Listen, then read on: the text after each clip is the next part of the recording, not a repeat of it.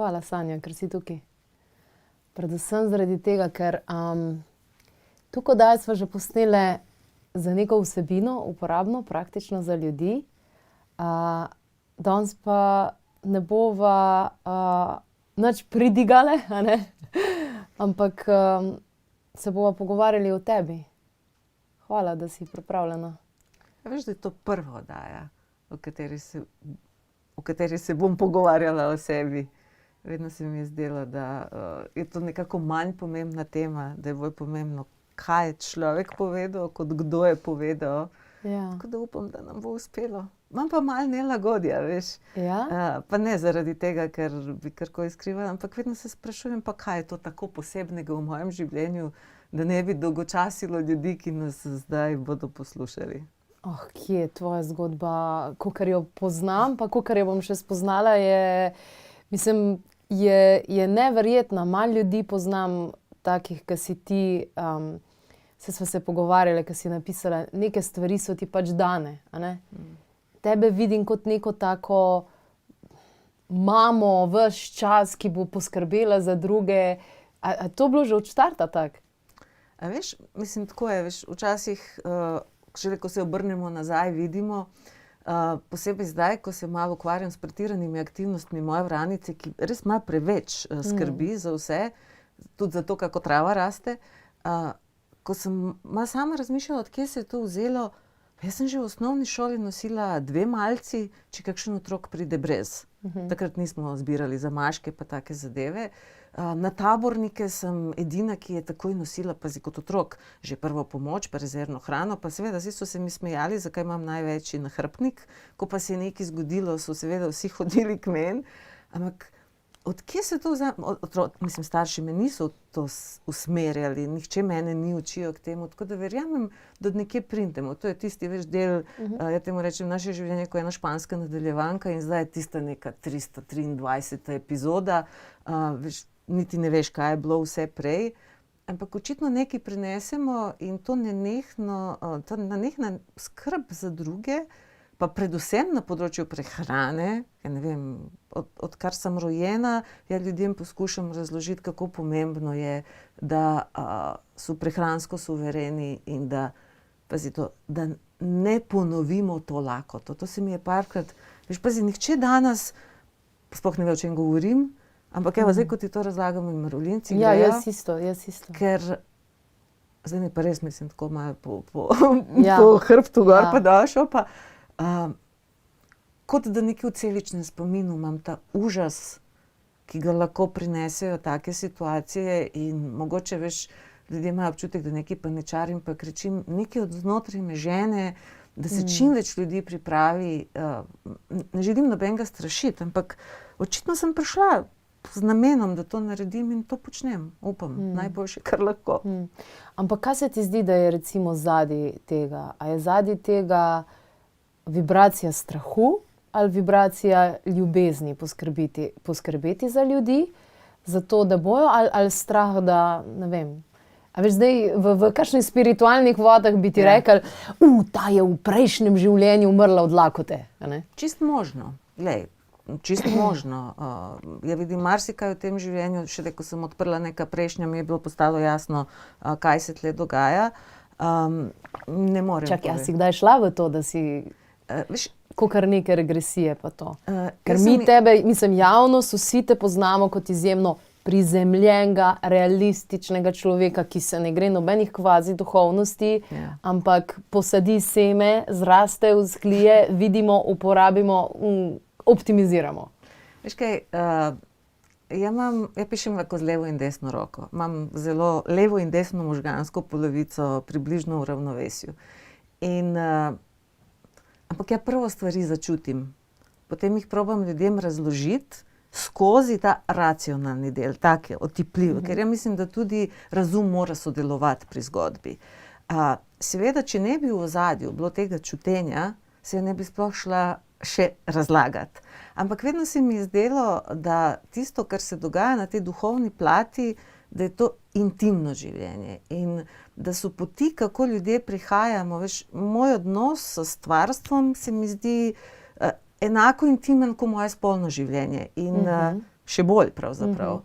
In zdelo se mi je, da to ni predmet predavanj, nekega šolanja. Tudi, veš, to je kot da bi nekdo komu razlagal, kako doživeti orgazem. Pa čisto vsak ima neko svojo izkušnjo in bolj te imajo za avtoriteto, v osnovi bolj obremenjuješ ljudi, če jim poskušaš tudi po duhovni plati servirati svoje izkušnje. Zaradi tega v osnovi delujem iz svojih duhovnih izkušenj, ampak o njih zelo malo razlagam in verjetno vsi, ki tudi spremljajo projekt za zdravje, recimo zelo se otepamo šol, veš. Tako moraš meditirati, pa se ti bo odprlo to pa to. To moraš jesti, pa boš doživel to pa to vibracijo. Ja menim, da smo mi vsi ustvarjeni, da imamo direktno povezavo. In da v osnovi vsako posredništvo je nevarno. Razen recimo zame posredništvo narave, ker tam ni ego tripa, narava te ne uči z namenom, da te naredi odvisnega, pa da malo builda ego. Imela sem pa tudi srečanja z različnimi duhovnimi učitelji in ti povem, v večini primerov se mi slika in to niste dobro ujela. Torej tisto, kar sem jaz čutila in tisto, kar so oni govorili, nekaj je škripalo vmes. In ljudje smo od krvi in mesa. Zaradi tega tudi pravim, tudi od teh ljudi hvaležno sem dobila ogromno, ampak vzela sem tisto, kar je stvarstvo skozi njih hotelo povedati, ne pa tisto, kar je še njihov ego zraven probal malo pristaviti, lončka. In ker mislim, da je to strašno težko ločiti, nočem ljudi obremenjevati s tem. Meni je res zelo velika odgovornost. Oziroma hitro lahko gre kaj narobe.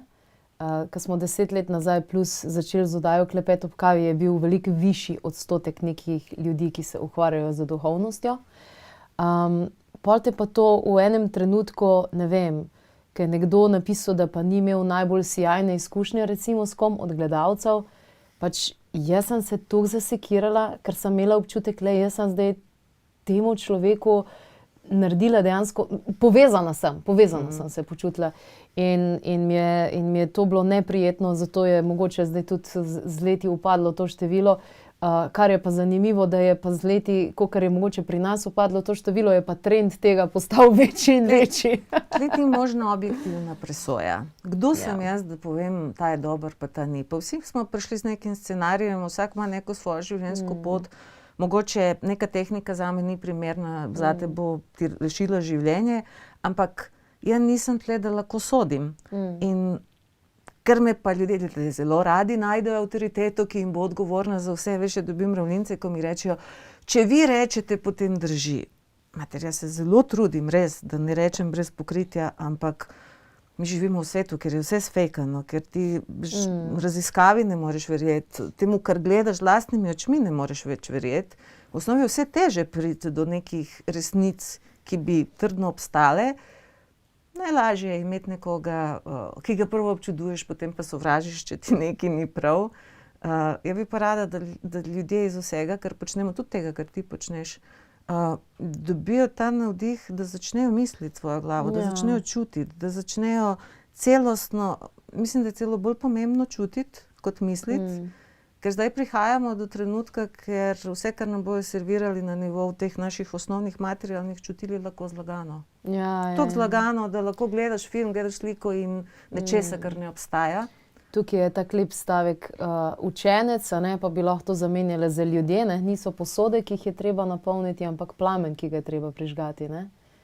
In se mi zdi, da ta projekt za zdravje, sploh ta plamen, ki se je prižgal. Ampak zanimiva mi je recimo ta zgodba pri tebi, ki si napisala, da si bila dosti samorastnik.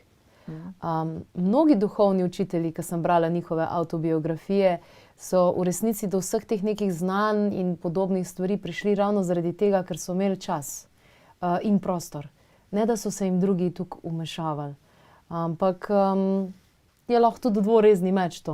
Kako je bilo pri tebi? Kako je izgledala tvoja vzgoja? Včasih, veš, otroci nismo bili projekt svojih staršev, tako da nihče se ni ukvarjal s tem, kaj se otroku dogaja, ampak pri meni je bilo tako, res sem bila zelo občutljivega zdravja kot otrok, tako da poskusi, da me dajo neke jaslice pa vrtce, pa to se niso obnesli. In potem, ko je zdravnica zabičala, da bom dobila ne vem kaj, astmo ali kaj je bilo takrat, Je rekel, morate poslati nekje na morje, ni bilo denarja, da me na morje pošljajo, pa so me poslali na vas k babici. Babica pa je ravno zlomila kolk. Tako da v osnovi ugotovili so, da je otrok na varnem, ker je kmetija bila tako kot ena hacienda, veš, to so tiste avstro-ugrske kmetije, ker okrog in okrog so poslopja, čist zaprt sistem, 100x100 metrov, in otrok se nima kje za zgubiti. Kmetija je pa bila od druge svetovne vojne, ker so nam vzeli vso zemljo pa živali, pa tako v osnovi bila sem kulisa. Prazni prostori, stara orodja, podijo se samo neke kure, pa petelini, golobi. Tako da, mislim, to je zame bil raziskovalni raj. Ni bilo nobenega, da mi reče, to smeš, pa to ne smeš. Danes bi Center za socialno delo vzel otroka, ker če bi mi videli, da hodim po strehi ali da preskakujem, ne vem, z enega trama na drugi, vmes dol pa 10 metrov niča. Imela sem svoje pokopališče za mrtve miši, podgane recimo, pa take stvari. Včasih sem tudi grizljala kakšne ricinusova semena, ker so mi res bila taka pisana pa pobarvana, pa sem imela drisko. Ampak to včasih res ni bila drama.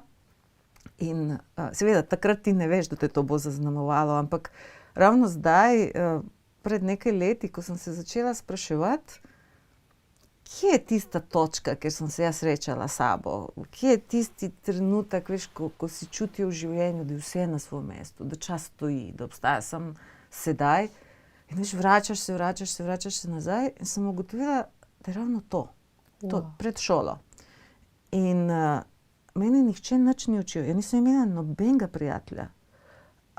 Ampak verjetno je to obdobje v meni razvilo en pogled in eno tako radovednost, da takoj, ko sem prišla v šolo, sem že postala troublemaker, mislim.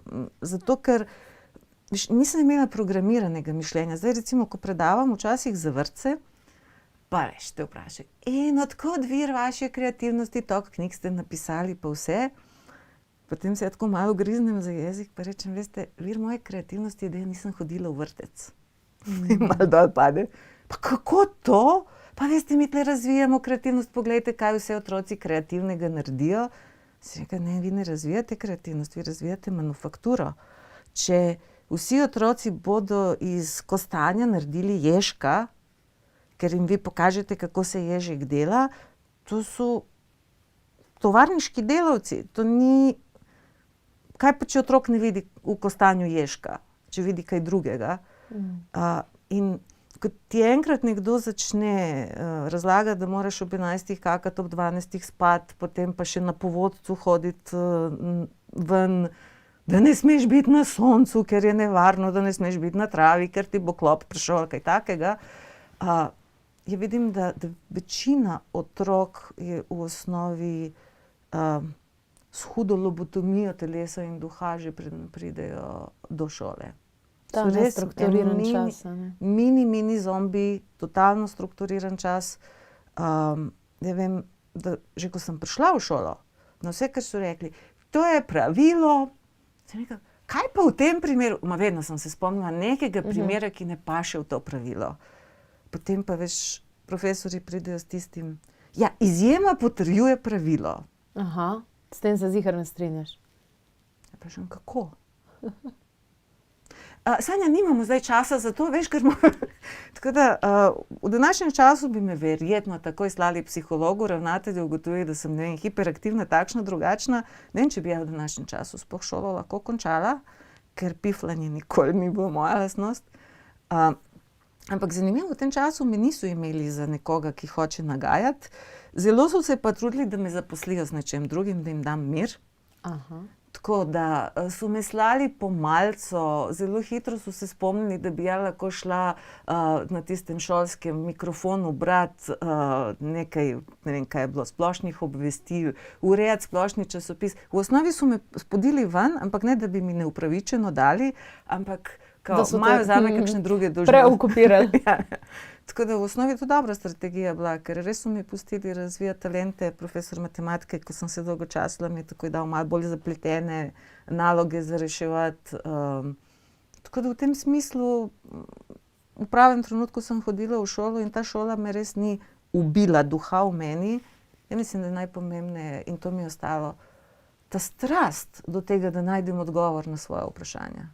To to je tisto, kar zaznamuje moje knjige, da ne misli nekdo, da sem ja zdaj, ne vem, doktor znanosti za 10 ved, ki jih lahko tle najdeš, ampak jaz znam postavljati vprašanja in res ne pustim se odgnati, dok ne najdem odgovora. To sem mnogo let nazaj prebrala in vidim, da je res tako zelo pomembno, da je kvaliteta naših življenj odvisna od kvalitete vprašanj, ki si jih zastavljamo. Ja. Ampak ja vem, da ljudje nimajo vprašanj. Ljudje nimajo vprašanj, ljudje čakajo, da jim nekdo pove odgovor, še predno so oni sploh neko vprašanje formulirali. Ja, se mi zdi, da smo sprogramirani na to, da bi bili radi vodeni. Za zdravje projekt podira vse to, ker je poanta, da prevzameš odgovornost za vsa področja v svojem življenju in da daš pod vprašaj stvari, ki jih recimo počneš na neki samoumevni ravni. Ampak do tega projekta in do kreacije tega še prideva. A si kdaj padla v ta sistem, da moraš ugajati drugim, pa da moraš določene stvari narediti, ki se pričakujejo od ženske, v smislu poroka, otroci, dobra gospodinja in podobne variante? Služba in take stvari. Hudo bi se zlagala, če bi rekla, da nisem. V osnovi jaz sem padla, že veš, izberemo si družino, izberemo si sparing partnerje in veš, moj foter je bil od tistih, Bog zna za 5, jaz za 4. Mislim, nikoli dovolj dobro, veš. Še ko sem bila prva na enem zvezdnem tekmovanju v bivši Jugoslaviji, njegov komentar bil, rado bi videl to komisijo, ki je tebi dala zlato medaljo. Tako da, veš, jaz sem res odraščala, moj foter vse, kar sem recimo napisala, to je vse bilo brez veze. On še na toalet hodi s časopisom in se vrne nazaj s popravljenim, tako z rdečim svinčnikom. Tako da res sem si izbrala, mislim, zelo sem trpela zaradi tega kot otrok, ampak zaradi tega v osnovi sem se po eni strani gnala, da sem razvila veliko svojih talentov, po drugi strani pa ta šola tega, veš, ko enkrat ozavestiš, na kakšen način, danes vemo, a ne, temu se reče živeti z narcisom oziroma osebe z mejnimi motnjami in podobnim, ampak ko to nosiš to dolg, mislim, veliko mojih partnerstev je bilo eno čisto kupoprodaja ljubezni, ugajanja. Tako v enem trenutku ne ugotoviš res, da si prišel do točke, da ko na črni petek, veš, razprodaja za 10% vrednosti, vse sem pripravljen narediti zato, da me enkrat pohvališ, ampak da enkrat rečeš ne vem kaj. In po svoje sem ful hvaležna, da nekateri ljudje niso dojeli, kako poceni bi me lahko kupili za vedno. Veš, da je tudi v firmah, kde sem delala, pa tako nikoli mi denar ni bil motiv. Ampak res to kupovanje ljubezni, danes bi lahko temu tako rekla. In ta šola je bila draga, pa dolga, ampak danes se zavedam, ne bi bila tukaj, ki je sam, če ne bi bilo vsega tega, kar je bilo. In čisto razumem ljudi, ki so še v tem, ker iz tega vlaka je zelo težko stopiti ven. Zato, ker v osnovi prideš do tistega, da si sam sabo. Ampak kaj je ozadje? Nisem dovolj vreden? Mislim, jaz sama pri sebi sem ugotovila, da sem imela ta vzorec, ali pa še zmeraj mi ven skače seveda, da če nisem koristna ljudem, da nimam pravice, da živim. Ja. Je to? Nekako na to se verjetno. Veš, obe smo izbrale neko vrsto služenja ljudem, na področju zdravja, na področju prehrane in ostalem. In en hudič z vsemi temi moji talenti je, da ja mislim, da če zmorem, moram. Ja. In ker skoraj vse zmorem, in to boljše kot večina ljudi, potem neka pusti, veš, bom jaz. In to od majhnega, moj brat je bil genialc glede tega, ko so poslali njega pomiti posodo, on takoj razbijo 3 krožnike, jih je dobil poriti, ampak ga nikoli več niso poslali. In potem je bilo, Sanja, to boš ti si starejša, pa pametnejša. Kak je to, veš, In zaradi tega, starejša pa pametnejša, sem ja res garala veliko več. Sicer posledica tega je, da sem se tudi naučila toliko stvari, za katere sem danes hvaležna. Tako da veš, vsak od nas, ko pogleda, najde veliko tega, kar bi psihologi rekli, raznih patologij, ki smo jih dali skozi, ampak po drugi strani to vedno pride v paketu, tudi s talenti pa z darili, in če znaš na koncu to očistiti, ti ostanejo samo darila. Kakšen odnos sta pa imela z bratom? Midva sva z različnih planetov, res. V osnovi tako kot z vsakim, ki bi ga na cesti srečala, skoraj nobenega odnosa nisva imela. Ampak spet jasno mi je, da je v neki postavitvi naše družine on odigral to vlogo, da mi je bil poslan kot dokaz, da niso starši tisti, ki mene terorizirajo, ker njega niso mogli. Od majhnega je on vsako kazen obrnil na smeh. Če so meni rekli, 15 minut si zamudila, ne vem, z rojstnega dne, zdaj 15 dni ne greš ven. Jaz sem si pridno vzela koledar, pa sem si črtala več po koledarju dneve. Če so njemi povedali kaj takega, je on rekel, povejte mi to, ko se vrnem s fuzbala, pa so se vsi smejali. Tako da danes ozaveščam, da v osnovi, veš, za vsak tango sta dva potrebna. Torej, tudi če te nekdo hoče nadlegovati v odnosu, mi smo tisti, ki to sprejmemo ali ne sprejmemo. Torej, osnovna hiba se začne od tega, zakaj za Boga sem jih ja tako resno jemala. To je. In ko to zavestiš in ko sebi dovoliš, da si vreden živeti, brez da moraš izpolnjevati pričakovanja, potem pa se ti začne zelo širiti lepota tega življenja. Z vsemi talenti, ki si jih po tej poti pobral, kar tudi ne vrnem. Sem zelo hvaležna. Se pravi, oče je bil kar kritik, perfekcionist v tem smislu. Kaj pa mami? Mami je bila prijateljica od začetka. To sta dve. In še vedno z mami sva zelo na podobni valovni dolžini. Ampak tudi ona je šla skozi tvoje transformacije in ko je ona ene stvari razčistila, to je res zanimivo, kako začutiš, kak ti vzorci kar tako, pok naredijo. V osnovi največ zame naredila, ko je ona nehala biti, ja temu rečem, žena ameriškega predsednika, veš, tako podpora, nasmešek C6, vse v redu, vse idilično na zunaj. Ko je njoj počel film, potem pa so se marsikatere stvari še uredile. Ja. Življenjske prelomnice. Nekdo, ki ima veliko talentov, pa veliko stvari ga zanima, pa raste, pa se razvija, se komplet ljudi večkrat zamenja, pa okolje se večkrat zamenja. Koliko življenjskih prelomnic se ti zdi, da si v življenju že nekako dala čez? A veš, da jih nisem štela. Ampak z zdravjem so bile kar povezane, a ne? V tem smislu. Povezane so bile z marsičem. Mislim, veš, življenje v Srbiji je v času vsega tega, mislim, zameniš 5-6 držav, brez da se veliko premakneš sistemov. Veš, mislim, doživela sem, zdaj tako, ko gledam, res sem doživela marsikaj. Sem se 17-krat selila v življenju, to tudi nekaj pove. Jaz sem na 16, ampak imam par let manj, tako da, joj. Vadim za ena. No, veš kako je, s prelomnicami je tako, da ti ne vidiš, kaj so prelomnice, ko si v prelomnici. Ja. Takrat ti se to samo zdi, da je prepad. Potem pa, ko se premakneš, ugotoviš, da je to dejansko bil katapult za višave, ker vsaka ta prelomnica, ki se mi v prvem trenutku zdela totalka tragična, je že kmalu se pokazala kot najboljše, kar se mi je zgodilo. Tako da, takrat, ko se dogaja, so te stvari videti grobe. Mislim, tudi vojna, ki me je skatapultirala iz Srbije, da sem šla v tujino, vsred najboljših projektov, vsred ne vem kakšne kariere in vsega. Se pravi, v Srbiji se ti je začela kariera najprej. No, recimo ena prelomnica je, ko sem z 19, ker v hiši je veljalo to, dok ješ moj kruh, bo tako, kot jaz rečem.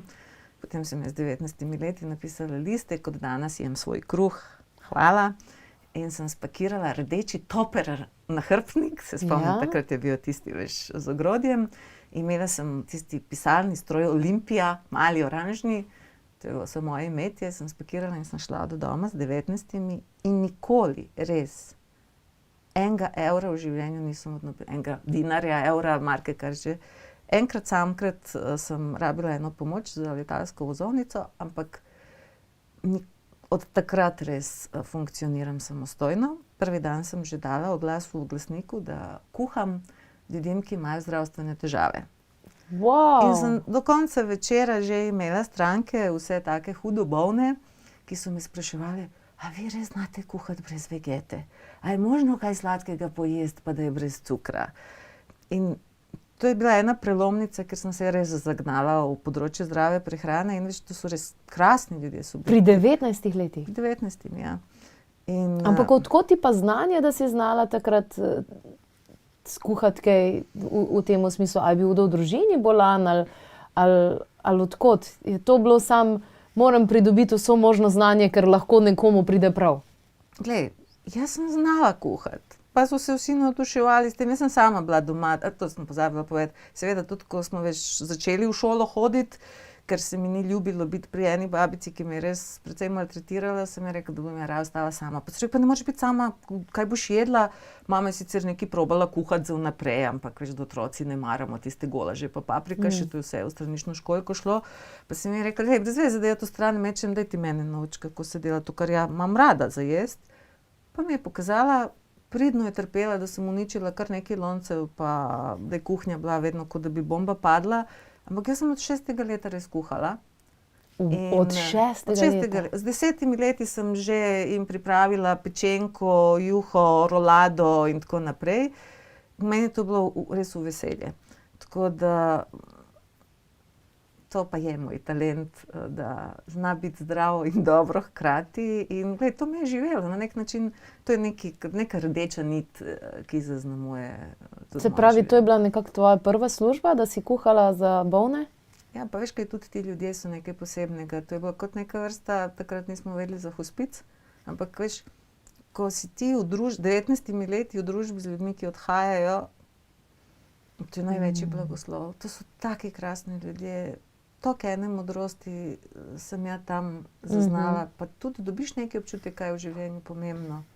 V pravem trenutku, tako da to je recimo ena prelomnica, pa ni bila, da bi rekel človek, drama. Potem pa se je začelo to vprašanje, ki ga je res nosim, ko sem brala neke svoje dnevnike iz najstniških časov. Aha, si pisala dnevnik? Ja, to je bilo. In vsak se začne s tistim, a sem ja nora, a je svet nor. Mislim, to je bilo, vsak list je bil popisan s tem, ker to, kar sem ja gledala, meni res slika, pa to nista šla skupaj že zelo zgodaj, res. In eno od tem, ki res zaznamuje moje življenje, je, da me je vedno zanimalo, a se ljudje lahko spreminjajo, a se na to da nekako vplivati. Veš, tudi na moje življenje so določeni ljudje res imeli vpliv. In vem, da ne bi bila to, kar sem danes, če jih ne bi bilo, mislim, tako ena, mogoče oni tega niti ne vedo. Okay, se pravi, oče zagotovo, ne? Mislim, oče v enem smislu negativne spodbude, ampak ogromno je bilo ljudi, ki so iz mene potegnili res najboljšo različico mene, da zaznaš nekaj. Kdo so bili to, kakšni učitelji? Glej, recimo enega učitelja sem imela, Goran Lajht, pazi že samo ime, mlad nadobuden, prišel predavati, ma res nas je zrukal, mislim, tako, ko je videl, da bere Alana Forda pa stripe, ker to mi je takrat bila najbolj resna literatura, je rekel, punca, tebi je škoda, kaj pa, če bi ti prebrala nekaj, da ti možgani začnejo delati. In je začel tako nositi Heseja takrat, pa take stvari. Potem smo imeli filozofske krožke.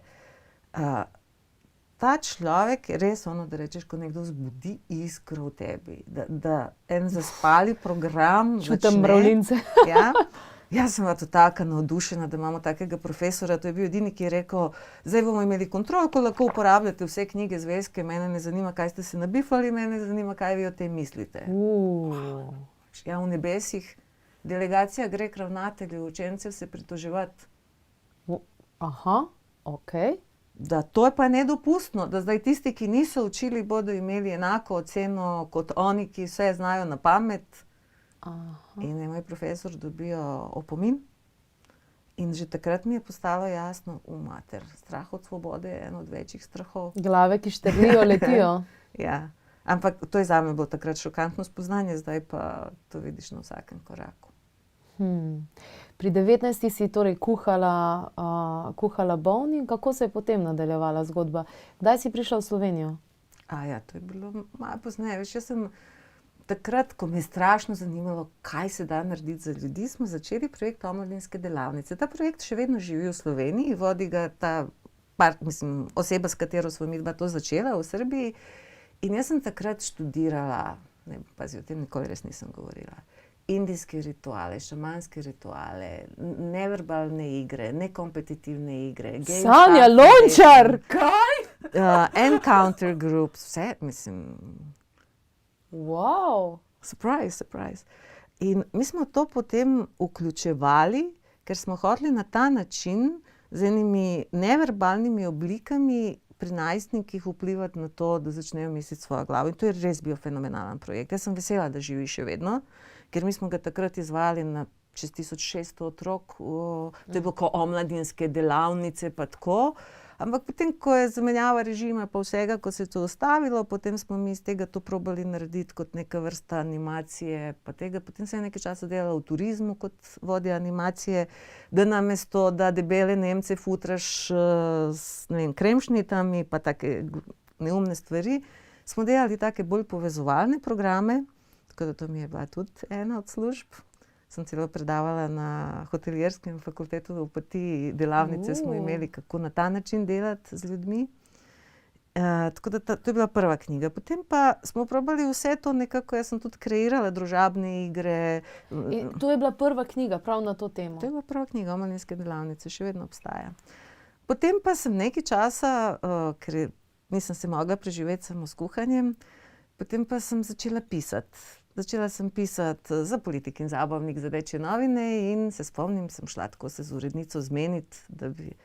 Ona rekla, veste, mi ste eno novo edicijo bomo delali, malo bolj tako žgičljivih herc romanov, pa to je še boljše plačilo, če bi vi lahko pisala edicija Emanuela. Še nekaj problema, kaj je treba. Tako da sem nekaj tam, mislim, da sem bila 21 let stara, ko sem začela pisati erotske romane. Na kilo. Okej. Jaz sem res mislila, da te poznam, pa zdaj ugotavljam, da te ne. Wow. To je bil super trening. 125 strani, tipkanih, pazi, takrat se je tipkalo 5 izvodov, tisti pelir papir, pa indigo vmes, pa če se kaj zmotiš, moraš vseh 5 dati ven, da popraviš. To je bila taka dobra vaja koncentracije, res. Da v glavi držiš 125 strani, da jih napišeš in da ob tem ne narediš napake. V osnovi, pa ker tema ni bila, mislim, seveda, punca je svoje sanje pisala, vse, kar sem si ja takrat predstavljala, potem je življenje večino tega pripeljalo, tako da si imela možnost, da ugotovim, ne, tega ja pa res nočem. Aha, se pravi, govorimo o neke romantične geste, šarmantnih zapaljivcev. No, mislim, jaz sem tle vedno imela še malo podtalne zgodbe, tako da se je dalo brati malo tudi med vrsticami. Ampak, veš, vsi mi pademo na neke stereotipe, pa glej, bombardirajo nas non-stop z nekimi poezijami, s pesmimi. Tako da jaz sem tudi malo sanjala o princu na belem konju. Potem ugotoviš, da bi raje konja kot tega princa, oziroma da ljudje, ki bi nam dali to, kar si mi želimo, no go, mislim, dejansko je to, kar moramo sebi sami dati. Se pravi, si imela potem občudovalce? Ne, ker sem pisala, to je pisano vse pod psevdonimi, takimi ameriškimi, tako da nihče ni vedel, da ja to pišem. Okay. To je bil šiht zame.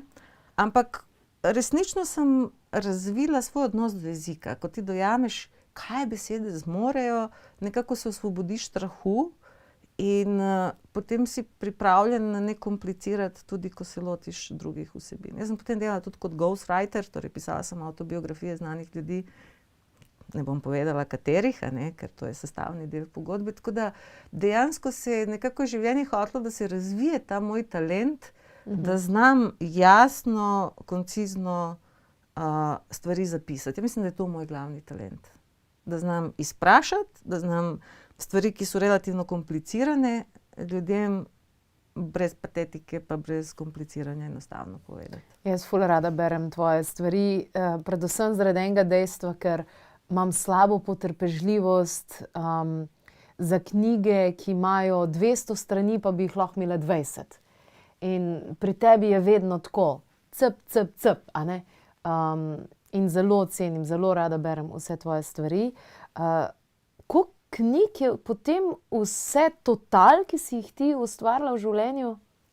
Tisto, kar nosi moje ime in priimek, jih je 27. 27 knjig. Ja. Ostalo pa, veš, Jaz svojo preteklost moram zelo hitro puščati za seboj, ker bi bil drugače nahrbtnik pretežek. Tako da, ko me nekdo vpraša, a nimaš izvodov tega? Nimam. A nimaš izvodov svojih člankov? Pojma nimam. Tudi ko se sediš, kufer je težek, že da daš osnovne stvari. Tako da svojo temačno preteklost ne nosim v kufru. Se pravi, nimaš nobenega izvoda tega Emanuela, ali karkoli. Obstaja ena škatla, na kateri piše Sanjina temačna preteklost. Res? Ne, to fizično ali govorimo o možganih? Ne, obstaja fizično, ampak je ostala v starem stanovanju, tako da ne vem, je še živa, ker ni bilo prostora, ko sem se selila, tako da mogoče še obstaja.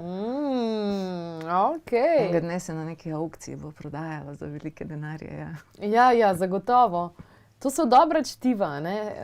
Dobra čtiva, zagotovo. Upam, da bo kaj tudi o tvoji avtobiografiji, ki je v nastajanju. Zdaj smo ostali nekje tam 20 nekaj let, a ne? No, potem je počilo, veš. Potem ena od najhujših stvari je bila, ker se nismo mogli več preživeti v tem delu z otroci, so moj talent pisateljski in te strnjene misli prepoznali v marketingu, tako da sem začela delati kot copywriter pa kreativni direktor v agenciji.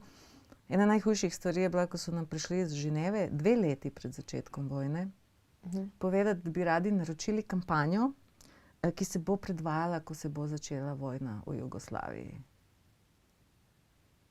To je bilo to. 2 leti prej? 2 leti prej. Predstavniki Rdečega križa iz Ženeve. No, takrat sem ja dojela, da zelo malo vem o tem, kako se ta svet vrti. To je bil en od najtežjih projektov, ki sem jih z Radiotom Šerbedžijo pa s Plavim orkestrom pa s tem smo delali takrat. In to je tista kampanja, naredili smo eno tako smrtnico, na kateri je pisalo: vojna ubija, naj saj ne ubije človeka v vas. To je dejansko najboljši slogan, ki sem ga kdaj napisala. Nihče zanj ne ve. Ampak ker je zdaj situacija postala ponovno vroča glede tega, karkoli, da se okrog nas bo dogajalo, marsikaj ubija fizično. Ampak a bo ubilo človeka v nas, pa se bomo odločali sami. Zadnjič sem brala, pa ne vem, je bil Mark Aurelij, nek stoik. In je tako lepo noter zapisal, da ljudje imamo cilje, ne, v redu. Ampak v trenutku, ko pri realizaciji tega cilja moraš nekomu narediti nekaj slabega, to ni pravi cilj. In je res tako se za vprašati, ker se mi zdi, da danes imamo neke cilje, zdaj pa bomo povozili vse, živo, neživo, samo da bomo mi do tega prišli, ne. Življenje servira take situacije ne zato, da se vidi, kako se bo situacija razpletla, ampak da ti vidiš, kdo si ti v tej situaciji.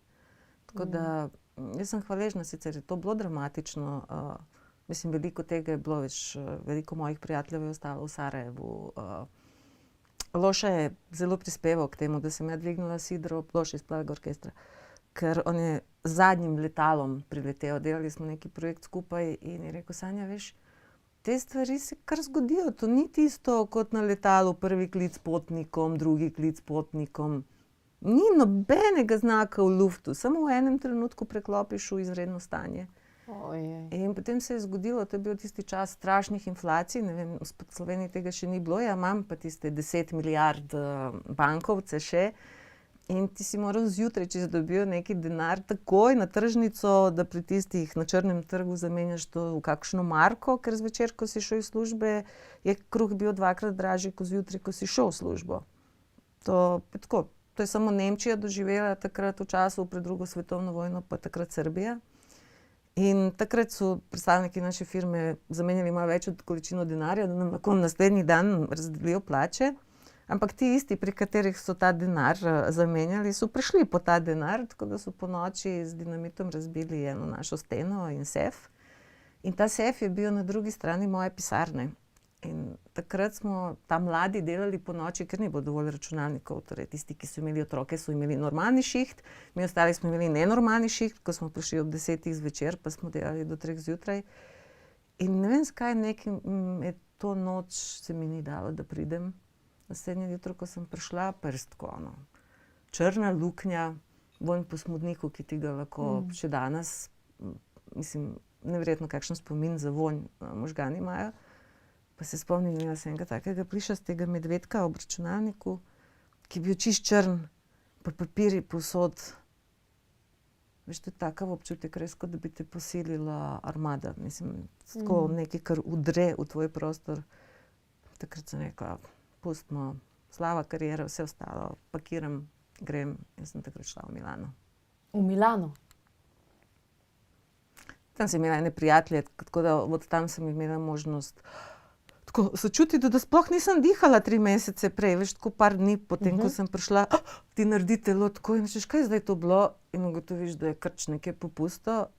In takrat sem tako gruntala, a bom šla na Novo Zelandijo, a bom šla v Kanado.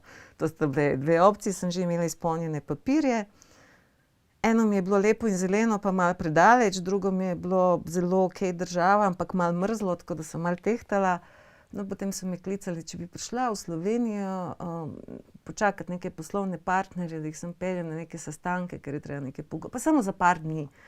Tako da od tistih par dni so me potem prosili, če bi lahko še malo. In tako to še malo je potem... In potem je to postala moja nova, moj 3. materni jezik in moja nova domovina. Wow. Kaj pa ti je bilo všeč recimo pri Sloveniji? Okej, za Nova Zelandija je dosti podobna Sloveniji, po zelenom, pa to sam, okej. Ja, lahko rečem, pa da nekdo misli, državljanstvo imam, tako da ne rabim se prilizovati nobenemu, ampak meni v Sloveniji ogromno stvari všeč. Prav zato, ker sem rojena v najbolj onesnaženem delu nekdanje Jugoslavije. Mi smo imeli 17 tovarn, ki so izpuščale strupe, okna se ni smelo odpirati sploh. Mislim, to, kar ima Zasavje, pa tudi šala mala v primerjavi s Pančevom. Tako da jaz sem res odraščala s hudimi obremenitvami toksičnimi, še se mi vlečejo. In ja, danes tudi odprem okno zjutraj, ja vedno tako naredim. Pa moj dragi vpraša, kaj ti vsak dan tako s oknom počneš? Sem rekla, voham zrak, da vem, da smem odpreti okno. Pazi, da sem 25 let, tle zrak vedno diši. Tle se zelo redko zgodi, da je primes česa v zraku. Drugo, kar je meni zelo všeč, v Srbiji, Bosni, Hrvaški, tam je striktno ločeno. Živiš v mestu, si meščan, vas je pa drugo stoletje. V Sloveniji ti lahko živiš v naravi, lahko živiš, imaš vse najlepše od tega naravnega, pa še vedno imaš vse izdelke, ki jih imajo tudi v mestu, dostop do vsega. To je neverjetna prednost. Pa vse je res zelo blizu. Mislim, ko nekdo reče prestolnica Ljubljane, jaz se vedno malo nasmejim, ker živela sem v Beogradu, pa v New Yorku, pa v Milanu. Pa veš, v New Yorku je 1 uro vožnje od 42. ulice 43. ulica. Ne pa, da si prišel že v naravo. Tako da tle je res super portabel vse. In to tujci, ko pridejo sem, vidijo. Če malo pogledaš karto radarsko, pa rečeš, sonce na Štajerskem, gremo tam. To je nekaj fenomenalnega. Tisto pa, kar je problem Slovenije, kar lahko rečem tudi, ker sem delala z ekipami tudi v New Yorku pa drugje, tam če rečeš, kaj pa če bi naredili to pa to, vsi rečejo, zanimivo, dajmo videti, kako bi se to dalo. Tukaj rečeš, kaj če bi naredili to pa to, veš, to ne bo šlo zato, ker. In ljudje šponajo svoje možgane, da najdejo razlog, zakaj se nekaj ne da narediti. Tudi vsa naša ministrstva so profilirana, da vsak išče, zakaj to ne gre, ne pa kako bi lahko šlo. To pa se mi res zdi malo nacionalni sindrom. To opažam res tako pretirano. Wow. Kdaj pa je prišel ta New York vmes? Se pravi, iz Milana je bila Slovenija potem, a ne? V osnovi iz Beograda je bil New York, ker mene je zelo zanimalo, kako nekatere stvari funkcionirajo, ker takrat sem bila v tem biznisu in sem si potem odločila, da grem na eno specializacijo, pa tako. Ampak sem nekaj časa tudi tam živela, zato da to vse sprobam. Tako da... Sanja Lončar v New Yorku. Ne gre mi to čez. Če že si predstavljam v enem stanovanju z 1000 koriti povsod. Ne, takrat ni bilo nobenega korita. Glej, mislim, veš, Sanja je sama šla skozi določene faze, da če bi jaz danes srečala Sanjo od pred 30 leti in da mi dve greva kam na čaj ali kavo, ja ne vem, o čem bi se pogovarjali. ker ja jih ne bi mogla ničesar dopovedati. Res. Sem bila kot tisti, veš, Bugs Bunny navit na, veš, funkcionalen do amena, tudi situacija je resna, veš, tle ni šale. In ne vem, če bi slišala karkoli, kar bi današnja Sanja tej Sanji hotela povedati. Zaradi tega nekako imam upanje, da nič ni izgubljen primer. Glej, jaz sem bila najbolj srečen človek, ko je Ljubljana dobila Dairy Queen. Zato, ker sem ob 10 zvečer lahko šla na Ocvrtega piščanca nekaj pojesti, ker cel dan nisem nič jedla. Wow. Moja edina hrana je bila kočerja, ja temu rečem. Kosilo in večerja tam nekje, ko končaš. Tako da, mislim, sprobala vse. Res, sprobala vse. Tako da, zato nobenemu ne solim pamet.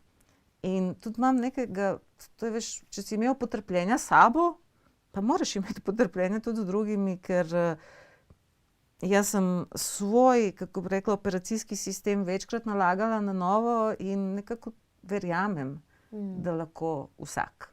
Od vseh stvari, ki sva jih posnele, se toliko v živo spomnim in toliko sem hvaležna za enkrat, ko si povedala svojo zgodbo v vodi, koliko si bila zdehidrirana in pol, ko si se počasi začela hidrirati, ko te je v enem momentu žeja popadla, ne, ti se toliko spomnim in se mi zdi, da tudi ogromno ljudi ve za to in neverjetno, koliko si s to svojo zgodbo iz svojega življenja dejansko spodbudila ljudi, da se grejo hidrirati.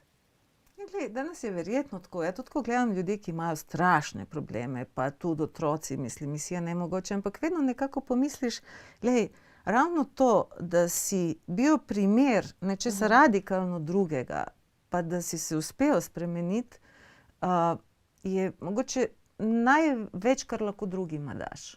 Ker še eni so rojeni, mislim, če bi bila rojena zdrava, pa jaz se ne bi ukvarjala s projektom za zdravje. Da se razumemo, mene ne imajo nek boginja zdravih izbir, pa daleč od tega, mislim, seznam mojih zdravstvenih težav je že od mladosti bil toliko dolg. Je že, ko sem pred kratkim, ne prav pred kratkim, ampak po eni selitvi, ko sem malo pregledovala svoje torbice, včasih sem jih imela veliko, zdaj imam samo eno, v vsaki torbici, v vsakem žepu rekelca, tistih več poslovnih, je bil tablet proti glavobolu.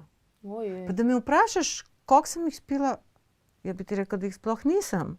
Ampak kdo ima v vsakem žepu tablet, če jih ne bi pil, ne? Tako da mislim, da sem svojo dozo antibiotikov protibolečinskih že zaužila. In verjetno me je to potem tudi motiviralo, da sem ful naštudirala, kako se zdaj spucati od vsega tega, pa najti druge rešitve. Ampak nisem ja rojena s tem. In verjetno, če bi bila rojena s telesom, ki prenese več, pa se ne bi sploh ukvarjala s tem. Ravno to, da imam tako občutljivo telo, ki mi takoj prižge rdečo lučko, če ga malo lomim, je moja motivacija. Ker me ne pusti pri miru. Vsi smo leni. Da se razumemo. Če bi me pustila pri miru, bi ja verjetno počela še marsikaj drugega. Ja, včasih vidim kakšne ljudi, kaj vse to počnejo s svojim telesom, kaj vse oni lahko pojejo, pa kar nekako funkcionirajo, ne? Pa po drugi strani pa ti pa malo takole hitro dobiš klofuto nazaj in karmično, in telesno, fizično vse, pa si kar malo misliš, pismo, to pa res ni najbolj fair, ne? Glej, izbrali smo si, tako kot smo si izbrali talente, s katerimi imamo za narediti to, kar smo prišli narediti, smo si izbrali tudi težave, ki nam pri tem pomagajo. Je res tudi, ko gledam. Nekaj časa sem ful zavidela tistim, ki lahko žrejo dobesedno vse, kar jim pride, pa nobenih težav nimajo. Ampak oni imajo neko drugo nalogo. Mi smo prišli vsi z istimi izbirami, tako da ne ukvarjam se več s tem. Ko si bila v Milanu, pa nisi hotela ostati tam? Mislim, bila sem relativno kratek čas, 6 mesecev, ampak to, da sem se malo italijanščine naučila. Je pa bila ta zgodba zelo zame dragocena, ker prijatelji, pri katerih sem bila, so izjemno premožni, imajo svojo ložo v Milanski skali, da razvijajo pohištvo, mislim, res tako. Ampak najbolj srečni v njihovi stavbi so bili čistilke iz tam nekje Indonezije. In ker sem ja imela gostinski apartma, sem vsak večer poslušala glasbo iz sosedne sobice, take ene podstrešne. In sem bila prepričana, da oni glasbo vrtijo. Nisem ugotovila, da oni pojejo vsak večer. Tako ene karaoke so si delali. In veš, ko si tako neodvisen opazovalec, gledaš ljudi, ki imajo vse, ampak so popolni sužnji tega, kar imajo. Oni morajo imeti jahto, ki je toliko dolga, ampak nimajo časa, da bi bili na njoj, tako da skiperji najbolj uživajo.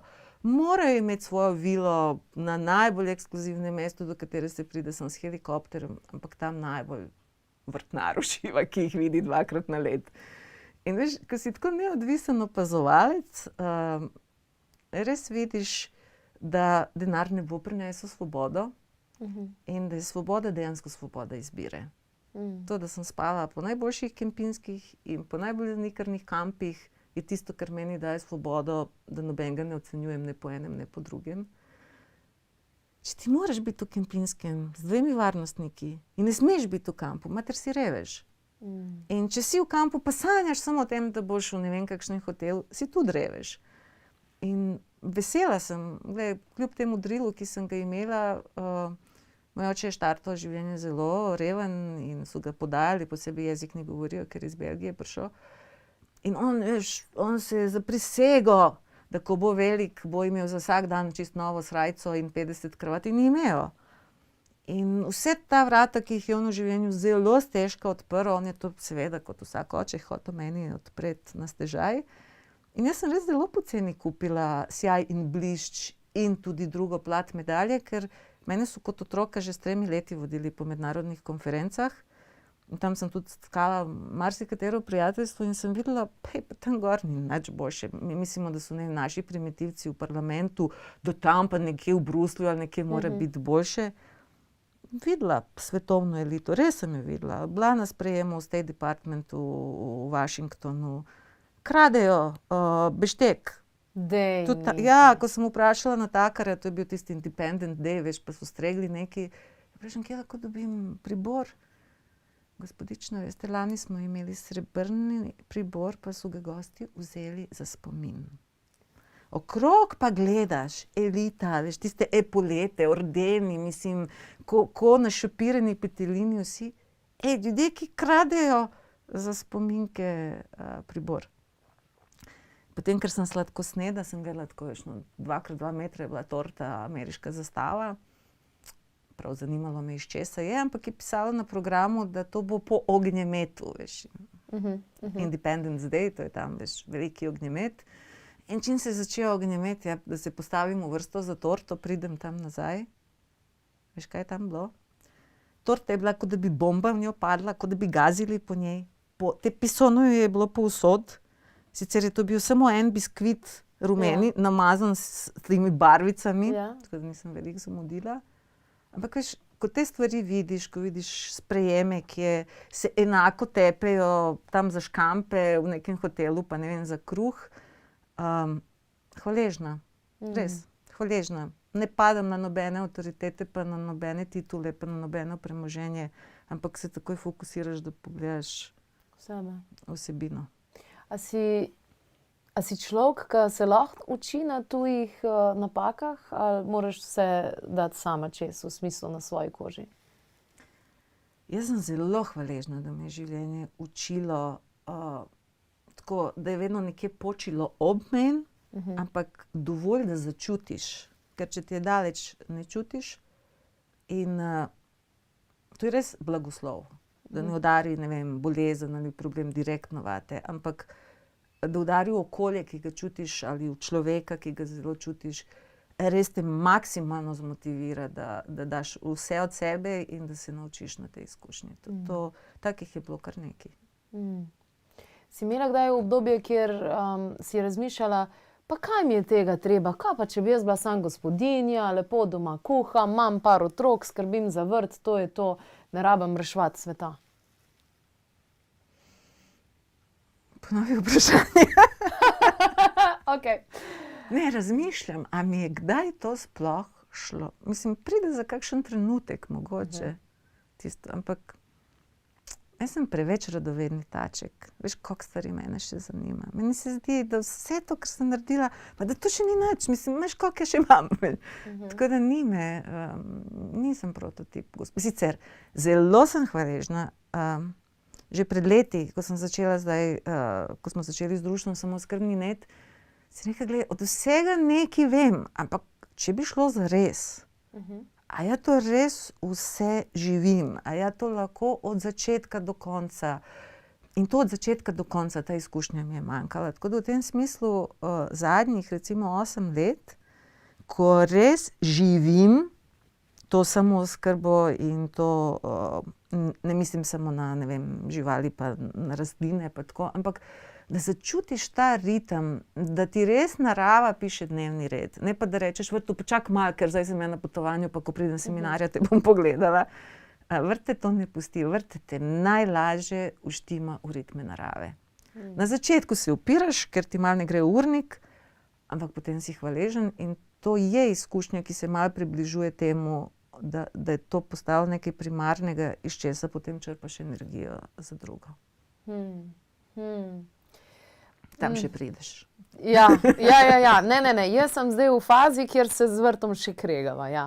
Najprej sem se kregala sicer s srnam, zdaj s časom, ampak ja, veš, sem ti zelo hvaležna, ker si mi ogromno modrosti v življenju že tako nevede podala, pa nekih informacij, ki so mi bile v razmislek v tem smislu. Te gledam kot vzor za mnogo stvari, no. Nisem vedela. Ja, ne, res, prav res. V mojem srcu in glavi si tako ženska, ki šteka. Ona pa ve. A veš, kaj je zanimivo? Pa ne zaradi znanja, zaradi modrosti. Veš, za nekatere ljudi se res lahko rečemo, v življenju strašno trudimo in pomagamo. Oni tega sploh opazijo, ne. Potem mi pa pride oseba, sploh ne vem odkje, pa ti reče, vaš nasvet mi je rešil življenje.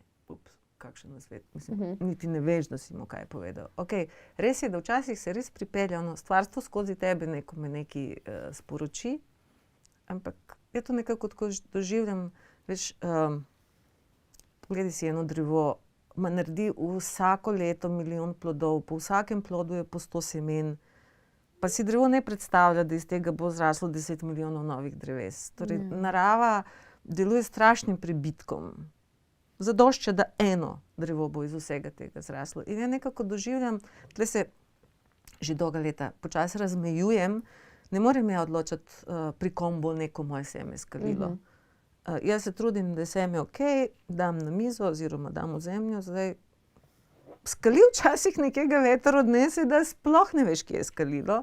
Tam pa, kaj gledaš, pa zalivaš, pa pognojuješ, pa mogoče ne skali, ampak tudi to ni nič hudega.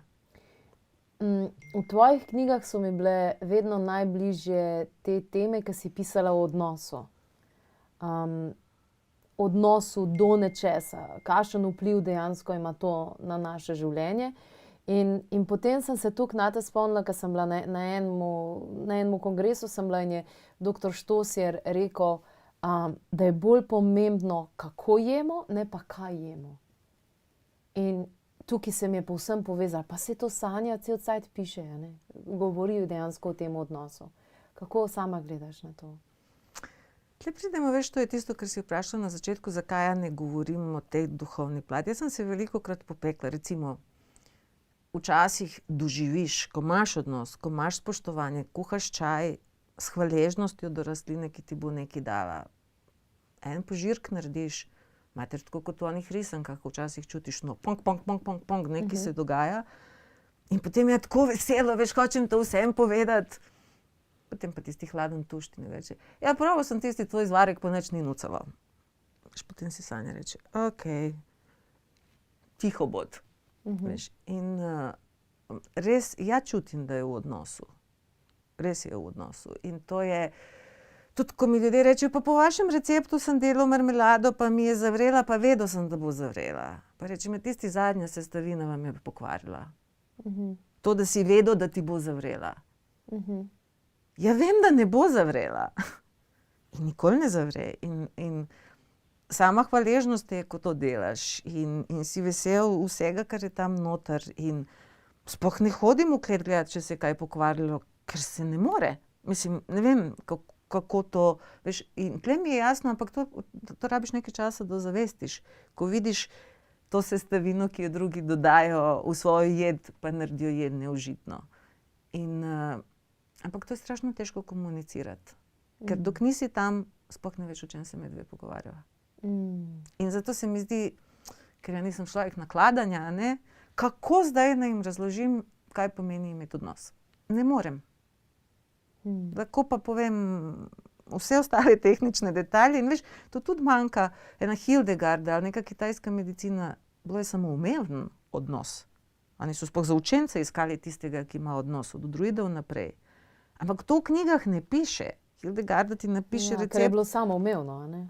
In potem ljudje mislijo, dam cvenk, kupim to pa to, zmešam in ima, da deluje. Ali se smijo, ona je sam, ne vem, zavrela malo bazilike, pa je zdravila s tem hemoralgično mrzlico, to ni možno.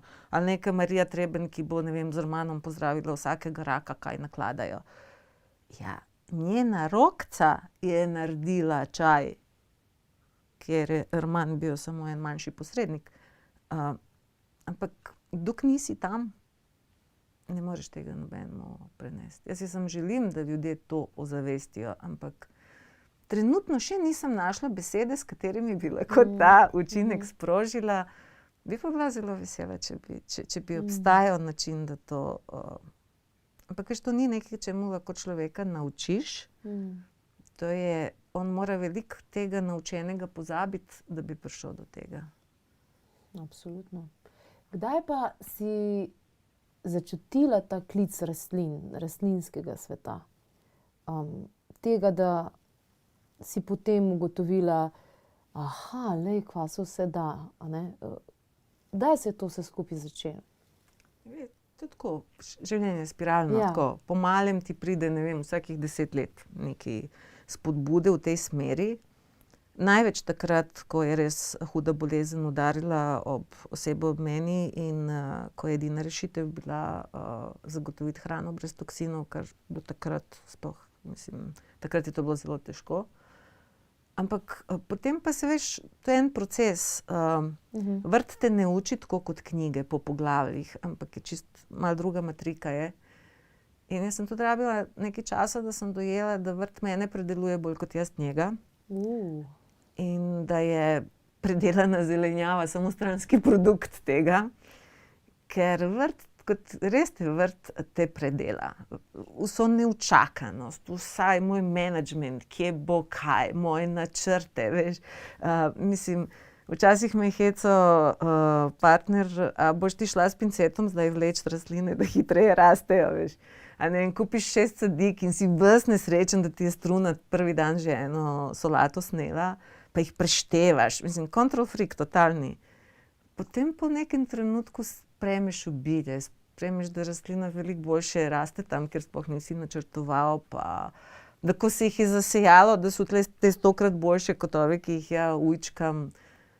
To so, kako reki, male zmage narave, pred katerimi se mora ukloniti naš ego in sčasoma se je to ravnovesje spremenilo. Največji moj duhovni učitelj, pa zdaj pazi, ne želim res nobenega užaliti, pa je bil moj pas. Resno? Ta je naredil zame največ. To je bil pes, ki je nasploh gospod pes, Amon ime. Ampak Amon je doživel, da so mu ob enem posegu, ko so mu čistili zobe, dali premočno anestezijo, so mu odpovedala ledvica jetra in je bil v zelo težkem zdravstvenem stanju. In za zelo dobro veterinarko smo se zmenili, da ga ne bomo terorizirali, ampak da ga bomo probali čim bolj naravno probati reševati, ker je bil že odpisan. In 2 leti je Amon še funkcioniral z minimalnimi odmerki, recimo inzulina. Ampak v tej fazi, veš, recimo, on je moral po noči ven, ker ta pa se nikoli ni polulal, nekaj naredil v hiši. Ampak na začetku je on tako prišel in naredil, pa sem ga slišala. Potem mu pa več ni bilo treba, ker sva bila res tako... Telepatsko na povezavi. Potem pa, to se je jaz sem ga gledala, včasih je bil res na robu smrti, pa je šel ven, pa je samo si izkopal luknjo ali nekje v neko lužo se je ulegel. Sem rekla, okej, fertik, mislim, naslednje jutro se trese, čisto v redu, gremo naprej. Potem pa najhujše mi je bilo, ko je enem trenutku oslepel zaradi tega sladkorja in se je zaletel v neki. Ne dojamem, da on ne vidi. Seveda, ja se začnem jokati, bogi reveč, kaj se mu je zgodilo. On pa je se usedel, po 2 minutah je začel že tako počasi krožiti. Ni bilo jasno, kaj počne, ampak sem dojela, da je začel skenirati teren. Ko je poskeniral, kje je kaj, tuk, do posode s hrano, je, nazaj, tuk, okrog ovir, na fotelj. Samo nisi smel to premakniti. In jaz sem rekla, Sanja, če bi se tebi to zgodilo, koliko časa bi se ti sama sebi smilila, preden bi sprejela novo realnost? On je porabil 10 minut. In pri vsaki izgubi, ki jo je, veš, potem ti pridejo tisti ljudje, ja, pa se manjka, matra, pa dajte ga uspavati, pa tako. Ne, on je imel svojo radovednost, svoj ritem do konca. In je funkcioniral tako, da je nenehno samo rešitve iskal. In jih je najdel. Vsa energija, še ko ni mogel hoditi, ko se je opotekal, ko mu je bilo slabo, če je nekaj slabega zaužil zaradi jeter, mu je bilo takoj slabo. On je se je opotekal in je iskal točko na travi in ko jo je najdel, se je ulegel, mislim, in vstal potem. Jaz sem si potem šla za njim gledati, kje je on to najdel. Ali je točno, recimo tudi, ko smo bili v tujini, zvečer neko drisko imel, pod snegom išče in najde točno to travco, ki jo rabi. Verjemi mi, da sem se samo ono gledaš, čudiš in se učiš. In na koncu največje darilo, ki mi ga dal, je to, da mi ga nismo dali uspavati. Zadnja 2 dni je imel eno bulo, ki mu je motila dihanje. In potem sem ga tako držala v naročju, da je lahko še imel glavo dvignjeno, da lahko diha. In se spomnim tako, noč je bila dolga, nekje si v nekem alfa stanju. In v enem trenutku sem začutila, kot da nimam več nobene teže v roki. Kot da je veš en oblaček nastal. In takrat je res izdihnil in približno, ne vem, nekaj časa potem me veš tisti trzaj, ko telo še trzne. Ampak glavno sporočilo njegovo je bilo: nič ne skrbi, prehod je samo stvar zaupanja. Malo pavze, ne, in ti povem, to je bil taka trenutek, to je bila taka svetost v prostoru. Jaz sem res tako hvaležna, da sem, mislim, doživela sem to tudi s parimi bližnjimi ljudmi, ker mi je bilo dano, da sem bila zraven. Veš, eno je, ko ti bereš, da obstaja nekaj, pa tako, pa se ti zdi logično. Ampak ko ti, tudi ob babici, ki je umirala, začutiš, ko ti nekdo direkten prenos te transcendence omogoči, to nosiš v sebi. Tako da ja, to so bili. Se pravi, v rokah je potem. Ja. Koliko je bil star? Ampak mirno je šel, 14 let. Wow. In to je res naporno obdobje. Takrat smo seveda tudi razčistili prijatelje, ker vsak, ki je prišel, pa kaj imate od takega psa, pa naj se neha matrati, pa matrate ga, pa nič več ni vesel, nič tačke. Sem rekla, mene boš tudi uspaval, ko neham tačko dajati, pa ko ne bom več vesela. Mislim, prav si vedel, kako ljudje projicirajo svoje strahove pa omejitve, tako da. Prav so leteli tisti, ki so rekli, a se vam še splača imeti psa. Smo takoj črtali. Tako da, ja, v takih trenutkih, to so velika učenja. Wow. Res globoko, sploh to za živali. A si imela pa še kakšnega drugega psa, ali si rekla, ne, to je to? Jaz sem imela več psov pred tem, zdaj pa trenutno zdaj imam druge živali, od katerih se tudi zelo veliko učim, ampak psa trenutno nimam. Zdaj, v tvojem življenju si se vedno prilagodila temu, kar je v tem trenutku. Predvsem pa tudi, kar tebe zanima, ne? Glej, Mene je vedno radovednost nekaj peljala in pravijo, ko nekaj delaš s srcem, nimaš konkurence, ker je res s takim žarom se vržem, ko me nekaj zanima, da hitro postaneš najboljši v tem, posebej v majhni Sloveniji, ker res ni, kako bi rekli, veliko ljudi, ki se navdušujejo nad istimi zadevami. Tako da, ne vem, seznam stvari, ki bi jih jaz še rada raziskala, se naučila, je zelo dolg, ne vem, če bo to telo zdržalo. Prvih 5 točk je definitivno kaj? Co-housing, a ne? Oziroma te projekti, to vem, da imaš to. Ja, glej, nekako, ko človek spoznava, kaj je naravno, meni je jasno, da nam država ne bo naredila družbe, ki si jo mi želimo. Torej, mi rabimo en paralelni sistem, on že nastaja. Torej, ljudje prevzemajo odgovornost za svoje zdravje in jim ne pride na misel, da bi se recimo vrgli v neke protokole, ki jih farmacevtske korporacije ponujajo. Ljudje prevzemajo odgovornost za svojo hrano in se zavedajo, da na policah ne raste hrana, ampak polnila, mašila in podobno. In podobno je potem tudi pri teh drugih podpornih sistemih. Recimo korona je zelo veliko staršev porinila in potem so tudi dojeli, kako je vse drugače, če so otroci deležni ene naravne izobrazbe. Tako da ja vidim, da mi potrebujemo, kako bi rekli, en paralelni sistem, ki bo podpiral človeka in se mi zdi, da se vračamo v to sodelovanje. Jaz sicer vodim društvo samooskrbni, ampak morali bi ga imenovati sooskrbni. Zato, ker je nastalo zato, da sodelujemo, se povezujemo 100-krat lažje. 100-krat lažje.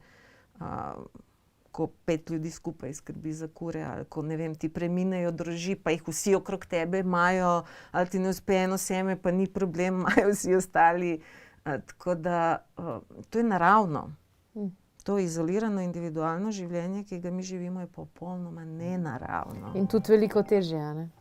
Ja, mislim, toliko nam časa pokrade, da potem ljudje sploh nimajo časa, da si zamislijo kaj drugega. Posebej pa veš, prostor je preplavljen s vsemi temi grozečimi scenariji in vsi se ukvarjajo z njihovimi scenariji.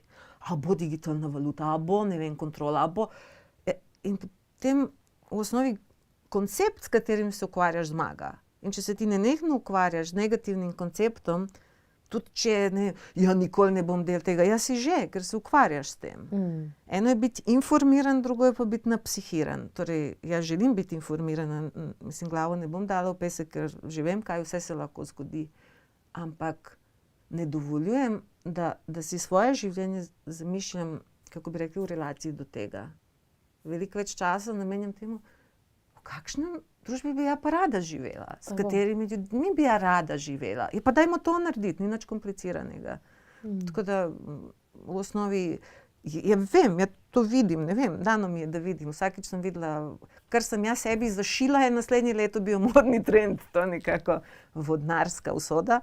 Ampak ja vidim, da je to čisto normalno in naravno in da ljudje bojo živeli v skupnostih. Mislim, ne v smislu neke komune, ampak v smislu dobro delujočih sosesk. Kaj še vidiš? Kaj še vidim?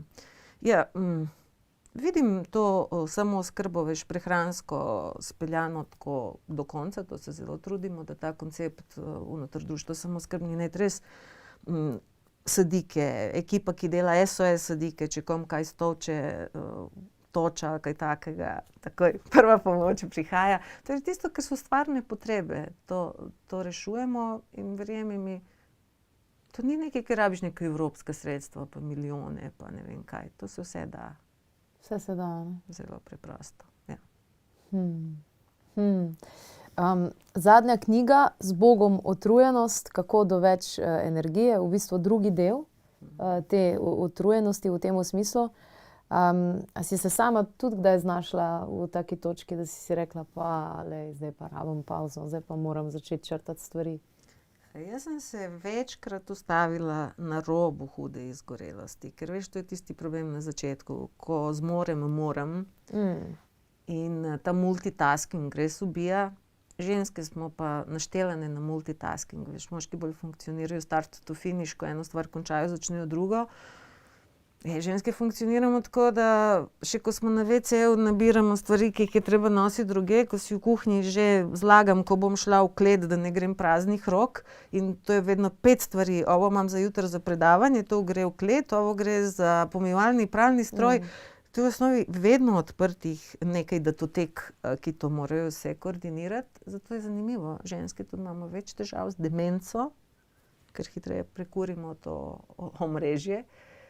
In ustaviti se, pa si dovoliti, da vdihneš, pa izdihneš, pa stvar narediš od začetka do konca, je velik privilegij. Tudi tebi gre zasluga res, da si malo, jaz sem se majčkeno otepala teh adaptogenov, ker tle nisem bila toliko doma in res je tvoje znanje in izkušnja zelo, zelo pripomoglo, da mislim, da ta knjiga bo za ljudi tudi v veliko pomoč. Ker to, koliko je danes izgorelosti, ne vem, če je bilo kdaj. Ne, prav gotovo ne. Po moje zaradi tistega dela, veš, napsihirani, pa slabo informirani. Ja. Ljudje se ne zavedajo, da je glava največji porabnik. Da možgani ne ločijo med stvarnim in tisto sliko, ki jo projicirajo. In tako kot, če ne vem, se 100-krat spomniš, da so te posilili, je tako kot da so te 100-krat posilili, tudi ko si zamišljaš, ne vem, karkoli negativnega, tu že živiš, sploh ne rabiš, da bi se zgodilo. Posledice so enake. Tako da meni je v osnovi ta šizofrenost najbolj nora. Ja, po eni strani nenehno raziskujem teme, sem obveščena, spremljam najboljše svetovne vire, ki sem jih našla, ki so mi relevantni. Potem pa moraš vse to spustiti skozi sebe, ker drugače je to toksično. Ozavestiti, pa ne izločati stresne hormone zaradi tega. To je največji izziv. Kako? Torej, to rabimo. Iskreno govoreč, majčkeno sem precenjevala kapacitete svoje vranice, ker 24-urno premišljevanje izčrpa še takega konja, kot sem jaz, res. In sem morala tudi tle v osnovi spet spremeniti operacijski sistem. Prvi je ta, da se zavedaš, da ne moreš rešiti vseh. Drugi je pa ta, da dojameš, da sploh ni pomembno, kakšen bo izid cele zgodbe. Da mi nismo tukaj, da ustavimo planeto, da se ne bi vrtela v napačno smer, ali da rešimo propadajoče rimsko cesarstvo, ker trenutno smo mi v propadajočem rimskem cesarstvu, tam nekje senat razpravlja, Rim gori. To je najboljši pogled tega. Senat razpravlja, Rim gori. Ja, to je, poznaš ta izraz. Ja, seveda. Isto to se nam dogaja in človek, ki to vidi, bi nekaj, drža hišo, ki se podira. Ampak potem pa, ko se malo odmakneš iz te zgodbe, ko dojameš, potem v enem trenutku sem imela nezanimive sanje, ki so rekli, Sanja, se ti še spomniš svoje osnovne šole? Ja, se spomnim. Pa se veliko tam naučila, ja. Kaj če zrušijo šolo? Pa kakšne to veze imam, mislim. Jaz sem se naučila, kar sem se imela za naučiti. Pa en glas sem rekel. Pa enako je s planetom. Tako da sem rekel, po svoje ja. Prišli smo v šolo. Bistvo je lekcija. Bistvo je, kaj boš ti. Dogajanje, scenografija, če ima človek študira zgodovino, vidi, da se nenehno pravzaprav ponavljajo ene iste preizkušnje. Žal, ene zelo grde, ker se zelo malo naučimo. Najhujše mi je bilo, ko sem bila v Dachau, pa ko sem gledala vse te grozote, ki so jih delali, greš van in se globoko zavedaš, da če pridemo do te točke, ne bo manj grozot, jih bo več. Ker je človek toliko bolj razčlovečen. Ja. Ampak rečeš, pa to ni pomembno. Pomembno je, kdo sem jaz v tej zgodbi. Zato sem ti omenila to kampanjo za Rdeči križ. Vojna ubija, ampak a boš iz strahu prodal dušo hudiču, a boš iz jeze, iz prizadetosti postal tisti, ki prenaša verigo slabega naprej. Ne govorimo o karmičnih obremenitev, ampak veš, stvari nas provocirajo, da mi vidimo, kdo smo. Ne zato, da Bog piše recke ali hudič ali nekdo drug, da mi sebe vidimo, kaj bomo mi naredili v tem trenutku. In ena misel, mogoče pri njej lahko skleneva, ki mi je res zaznamovala, enkrat sem se peljala, neki predbožični čas je bil in na radiju in voditelji prosijo enega, možno je, da to bil celo Karel Gržan, ne vem, nisem 100% prepričana. In je vprašal, kaj bi vi zdaj zaželeli našim poslušalcem, veš, notrala, jingle bell. In je ta glas z radia rekel, vsakemu želim, da tudi, če v Boga ne veruje, živi tako, da ko ga ljudje srečajo, začutijo, da Bog obstaja. Verjemi mi, da obstaja velika nevarnost, da ja končam takrat malo stran s ceste. Meni so se suze tako ulile, da sem se morala ustaviti z avtom. To je ono, kot doživiš pretres, dobesedno. In to je bilo res tista strela z jasnega. To je bilo nekaj, kar sem rekla, pa to je edini smisel življenja. Ja. In verjemi mi, poskušam živeti tako. Kakšna je tvoja definicija Boga? Nimam ja definicijo, tudi ko me sprašujejo, a verjameš v Boga, rečem, glej, ja moram verjeti samo v stvari, ki jih ne morem čutiti ali izkusiti. Potem pa verjameš. Če čutiš, ti je na srečo prihranjeno, da se ne rabiš sploh ukvarjati s tem.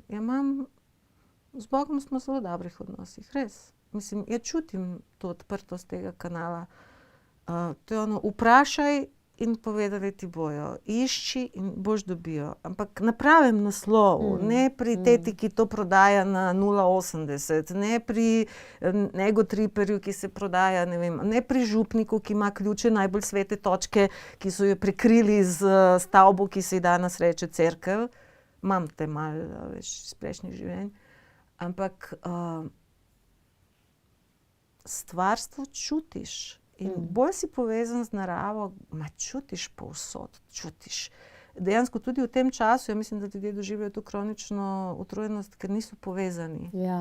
Ker ko si ti enkrat v naravi, ko ti vidiš, kako to vse špila, kakšen genialen organizem je to, pa to ni slučajna igra genov od opice naprej, mislim, to lahko reče samo nekdo, ki nikoli ni videl transformacijo bube v metulja, ali ne vem, kako list samega sebe pozdravi. Mislim, to je čudež za čudežem, za kateri sem res hvaležna, ker včasih tudi ja pridem zelo napsihirana z marsičem, kar preberem, pa kar izvem. Potem pa veš, te vrt malo poboža, pa reče, don't worry. Veš, ena oljka, ki ti reče, glej, draga moja, preživela sem Napoleona, Hitlera, vse, tudi te bomo preživeli. Veš, to je sporočilo narave.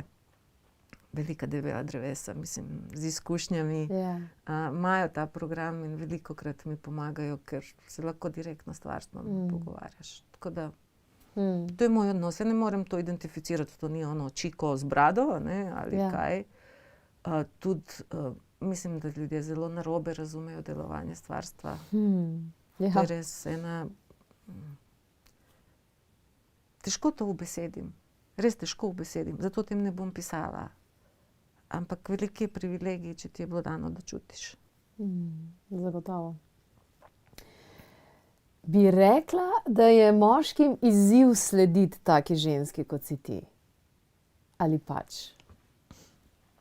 Veš, kako je? Zakaj bi pa sledili? Ja, na srečo ob sebi imam moškega, ki je dovolj stabilen na svojih nogah.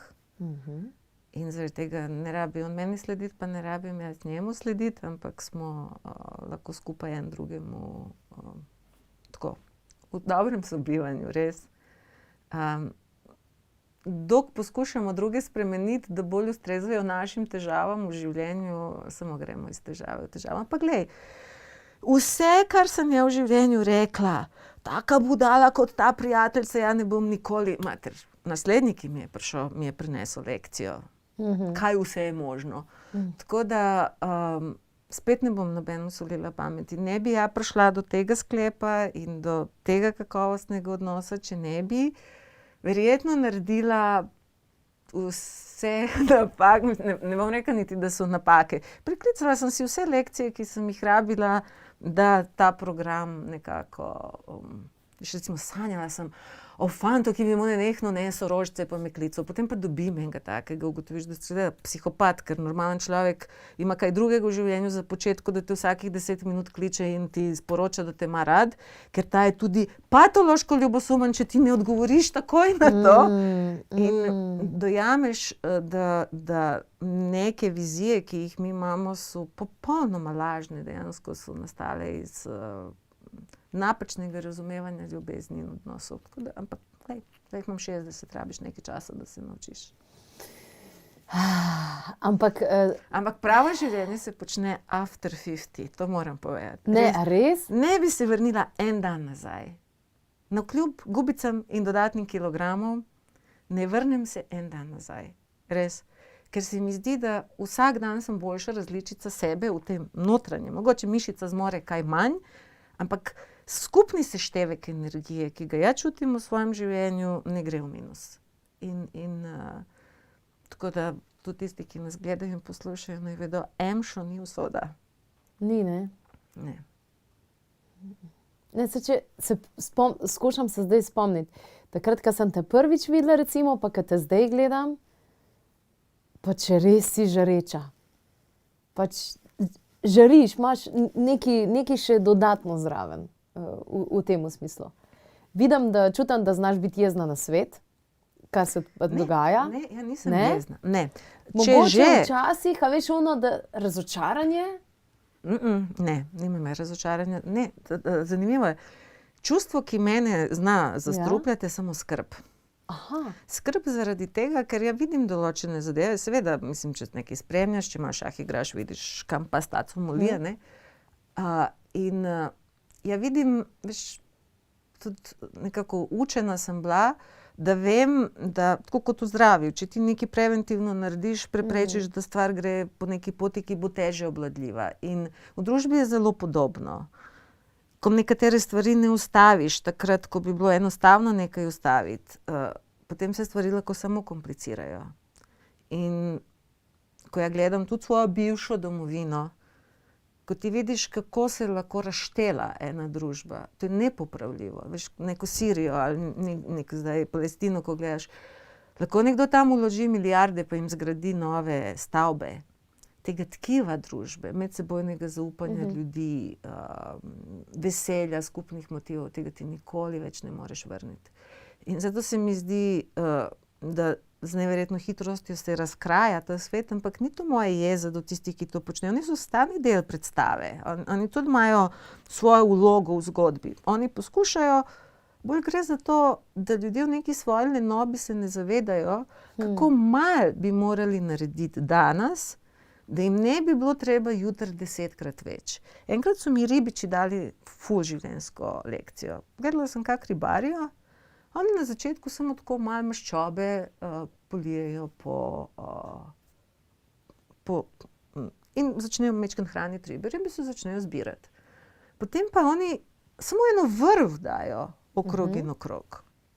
Seveda ribe lahko grejo levo desno, ampak ribe mislijo, da je to mreža in se začnejo še bolj nabijati. Ker na začetku ti ne moreš čez veliko površino dati ribo.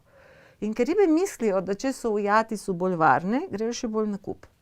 In šele, ko se one popolnoma zberejo, se vrže mreža. Ampak mreža še ni sklenjena. Okrog mreže bi one še vedno van zlezle, pa ne zlezejo. Potem, ko se mreža sklene, ko oni to potegnejo, potem pa herojsko ribe skačejo v luft in delajo vse, da si rešijo življenje. A ne počnemo ljudje enako? Čisto enako počnemo. Na kateri fazi smo?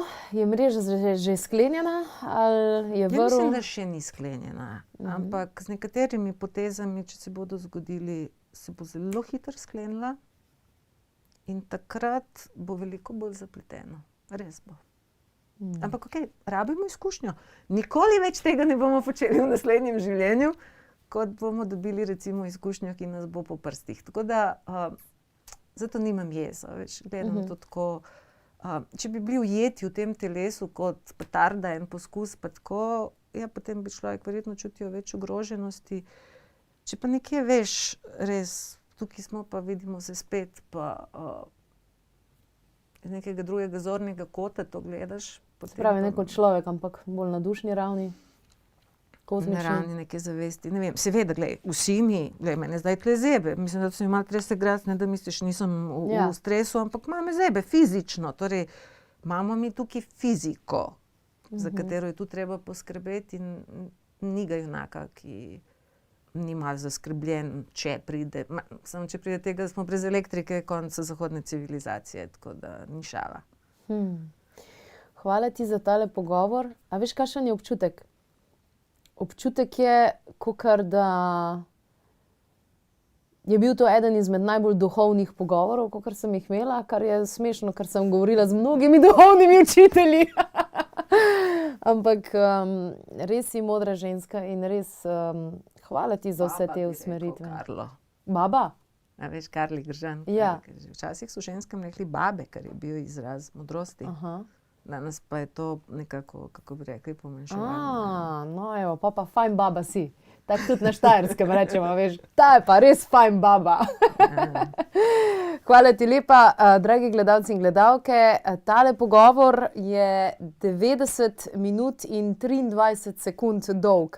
V polni verziji ga lahko najdete preko klepetobkavi.si, tudi preko YouTube kanala, lahko pogledate tudi različne delčke, tako da veste, da je skupna dolžina tega pogovora kar 90 minut, poln modrosti in zanimivih vsebin. Preverite torej na spletni strani še daljšo verzijo, sicer pa v moji družbi še enkrat je bila Sanja Lončar, ki je avtorica številnih knjig, zadnji dve, pri zadnji mi je v čas, da sem tudi sama dodala nekaj malega, kako do več energije, z Bogom utrujenost, in tudi ti dve knjigi lahko najdete na klepetobkavi.si.